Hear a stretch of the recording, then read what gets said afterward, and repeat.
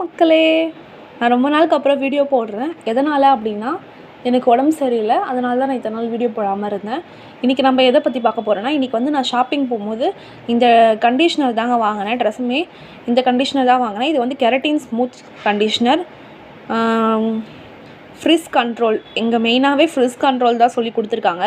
Frizz control அப்படின்னா, என் முடி ரொம்ப ஃப்ரிஸியாக எப்படி சொல்கிறதுனா, ரொம்ப சிக்கு சிக்காக ஒரு மாதிரி எப்பயுமே ட்ரைனஸ்ஸாகவே இருக்கும்.